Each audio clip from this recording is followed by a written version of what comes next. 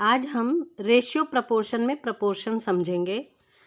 तो प्रपोर्शन क्या होता है? If two ratios are equal we say that they are in proportion. मतलब अगर दो रेशियोज आपने अलग अलग सेपरेटली सॉल्व किया और वो इक्वल आता है, तब हम कहेंगे कि वो दोनों रेशियो आपस में प्रपोर्शन में हैं, दे आर इन प्रपोर्शन। और इसके लिए हम इक्वल के लिए जैसे साइन लगाते हैं इक्वल का, उसकी जगह फिर हम ये साइन यूज करते हैं, 2 डैश ऊपर और 2 डैश नीचे। ठीक है, तो जैसे for example 150 litre ratio 100 litre है, इसको हम सॉल्व करते हैं तो लीटर से लीटर कैंसिल हो जाएगा, यूनिट तो 150 अपॉन 100 हो गया आपका। कैंसिल कर दीजिए, 5 3 जा 15, 5 2 जा 10, ये आ गया 3 अपॉन 2, यानी कि इसका रेशियो हो गया 3:2। अब इस वाले को सॉल्व करते हैं, ये हो गया 135 अपॉन 90, इसको कैंसिल करते हैं। ये आपका पहले 5 से कैंसिल होगा, 5 1 जा 5, 4 5 8 जा 40, 5 2 जा 10, 5 7 जा 35। अब इसको और कैंसिल करते हैं, 3 6 जा 18, 3 9 जा 22। अगेन ये 3 से कैंसिल हो रहा है, 3 2 जा 6, 3 3 जा 9, यानी सॉल्व करके ये भी 3/2 आया, यानी 3:2। तब हम कहेंगे कि ये दोनों रेशो जो है प्रपोर्शन में, यानी 150 litres ratio 100 litre is in proportion, इसको ऐसे पढ़ते हैं, is in proportion to 135 kg ratio 90 kg। ठीक है, एक्चुअल में ये इक्वल है। अब आप इसको ऐसे भी लिख सकते हो, 150 ratio 100 is equal to 135 ratio 90, यानी जो इसका रेशियो है वही इसका रेशियो है। या आप लिख सकते हो 150 ratio 100 is in proportion to 135 ratio 90, यानी ये दोनों तरीके से लिखा जा सकता है।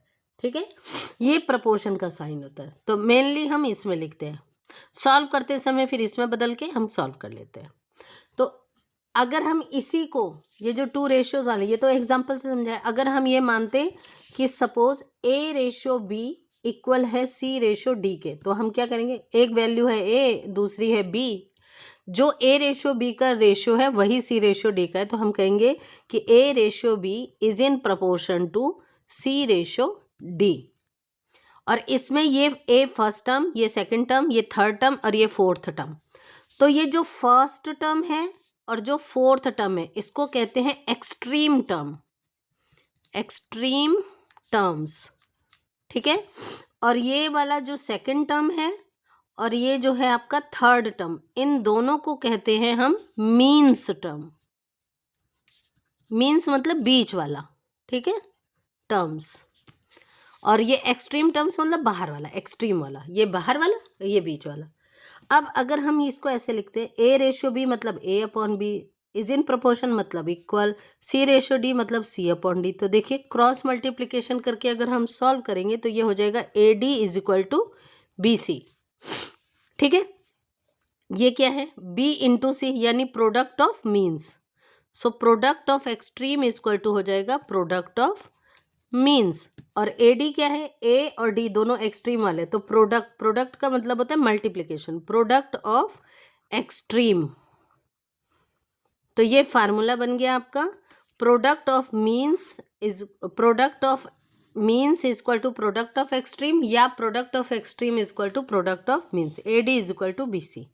ये एक फार्मूला हो जाता है प्रपोर्शन सॉल्व करने का। तो अब इसे कैसे सॉल्व करते हैं कि अगर ये वैल्यू इक्वल आई, मान लीजिए आपको दिया हुआ है 45 ratio 60 is in proportion to 3 ratio 6, और ये आपको पता करना है कि क्या ये प्रपोर्शन में है।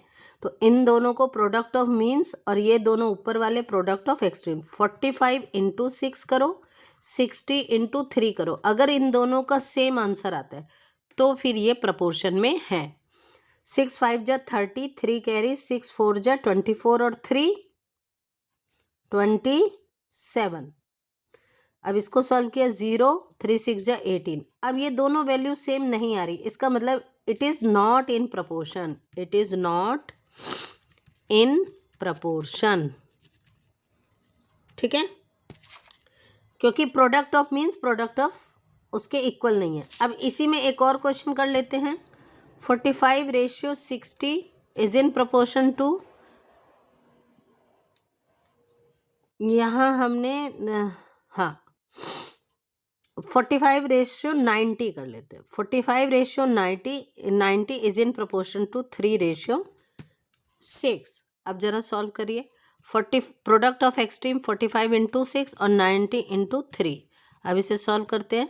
6 5 जा 33, 6 4 जा 24 और 3 27 और ये 3 9 जा 270। तो फिर it is in proportion.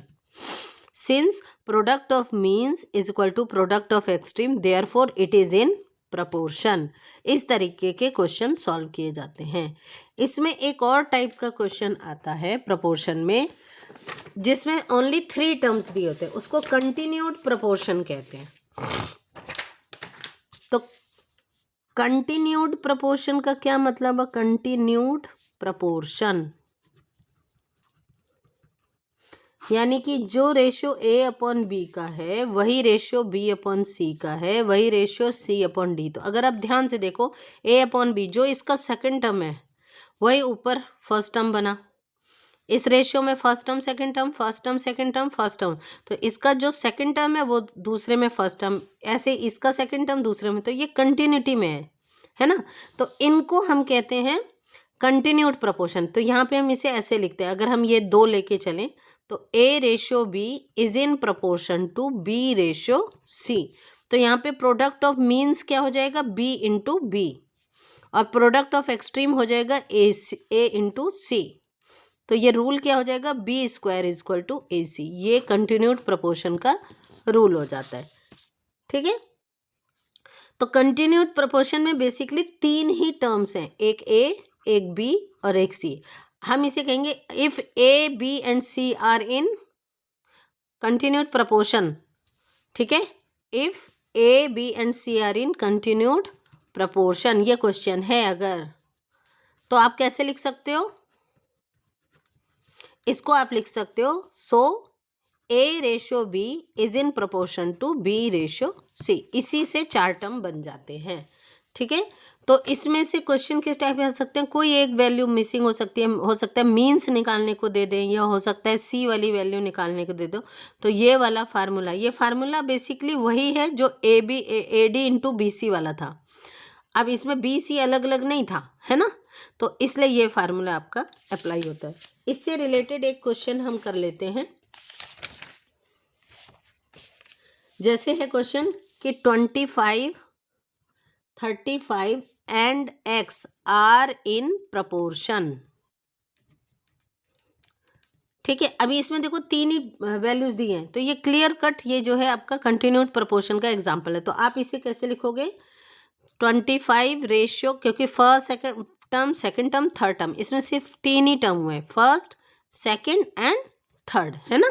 Third term आपका ये होगा। तो 25:35 इज इन प्रपोर्शन टू बीच वाला 35:X, ऐसे लिख के अब प्रोडक्ट ऑफ मीन्स और प्रोडक्ट ऑफ एक्सट्रीम।